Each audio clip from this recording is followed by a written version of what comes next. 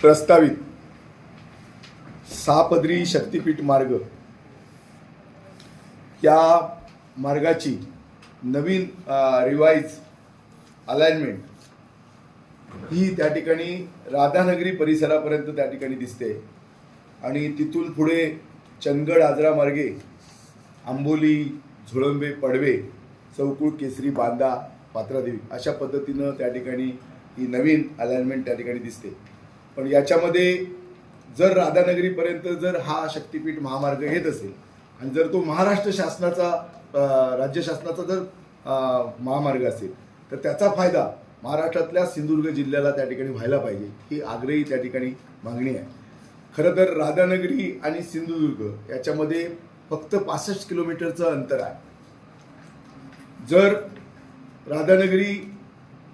फोंडा कणकवली कुडाळ सावंतवाडी आणि बांदा अशा पद्धतीनं जर हा महामार्ग गेला तर सिंधुदुर्गाचा त्या ठिकाणी फार मोठा विकास त्या ठिकाणी होईल। खरं तर हा जो प्रवासामध्ये लागणारा जो वेळ आहे, आता जर सध्या आपण कोल्हापूरला जायचं असेल तर जवळजवळ 3 ते 3.5 तास हे कोल्हापूरसाठी त्या ठिकाणी प्रवासाचा वेळ खर्च होतो। जर राधानगरी आणि हा जर शक्तीपीठ महामार्ग झाला तर माझ्या माहितीप्रमाणे येणाऱ्या काळामध्ये आपण 1 ते सव्वा तासामध्ये सिंधुदुर्ग ते कोल्हापूर हे अंतर त्या ठिकाणी पार करू शकतो आणि त्यामुळे वेळेची त्या ठिकाणी बचत होईल। आणि त्याचबरोबर हा महामार्ग जो नॅशनल हायवे क्रमांक 66 आहे या 66ला सुद्धा त्या ठिकाणी जोडण्यात यावा। आणि त्याचबरोबर जे नवीन रस्ते आहेत म्हणजे या महाराष्ट्रामधनं या जिल्ह्यामधनं जाणारे की जो रस्ता कोल्हापूरच्या मधनं आल्याच्या नंतर एकच मिनिट केश्वर रेड्डी चौपदरीकरण व घोडगे पाटगाव हा जो महामार्ग आहे या महामार्गाला या शक्तीपीठ महामार्गाची जोडणी करणं आवश्यक आहे। या महामार्गामुळे या जिल्ह्याच्या पर्यटनाला चालना त्या ठिकाणी मिळेल, व्यापाराला चालना मिळेल, आर्थिक ताकद त्याच्यामुळे मिळेल आणि त्याचबरोबर पर्यटनाबरोबर सुद्धा एक धार्मिक पर्यटन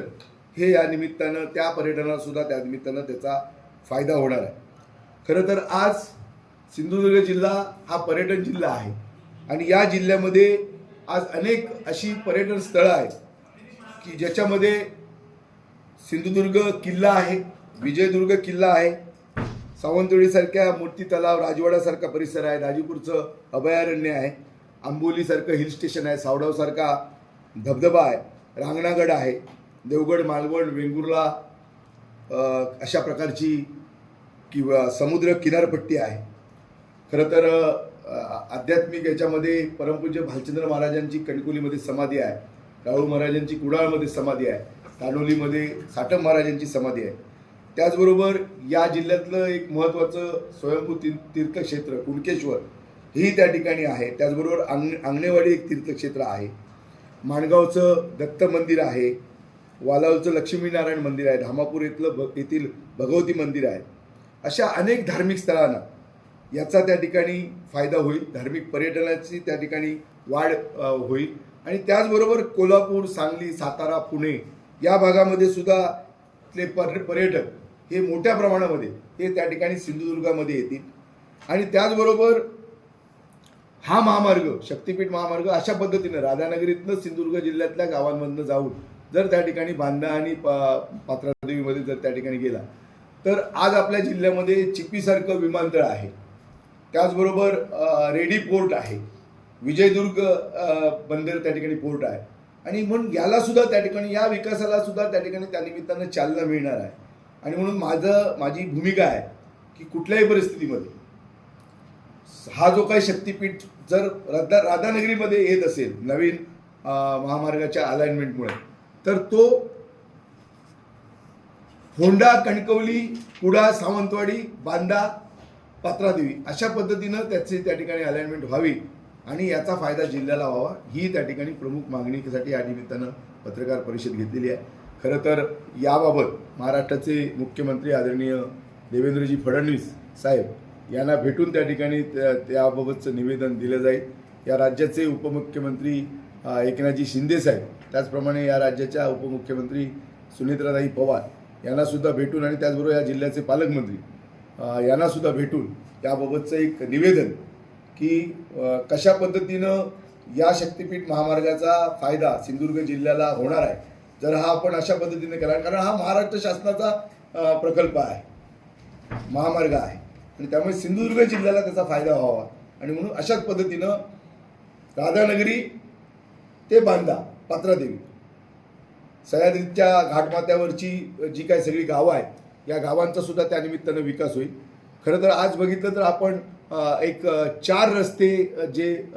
या जिल्ह्यामधनं जाताना आपल्याला दिसत आहे, जो आता रेडी रेवस होणारा जो महामार्ग आहे हा एक महामार्ग आहे. नॅशनल हायवे 66 हा एक महामार्ग त्या ठिकाणी आहे आणि आता हा जो काही शक्तिपीठ त्या ठिकाणी होतोय त्याच्यामुळे पूर्ण जिल्ह्याचा सर्वांगीण विकास व्यापारामध्ये होऊ शकतो, पर्यटनामध्ये होऊ शकतो, धार्मिक पर्यटनामध्ये होऊ शकतो आणि याच्यामुळे फार मोठी आर्थिक उलाढाल या जिल्ह्यामध्ये पर्यटनाच्या माध्यमातून किंवा या शक्तिपीठ महामार्गाच्या माध्यमातून होऊ शकते. आणि म्हणून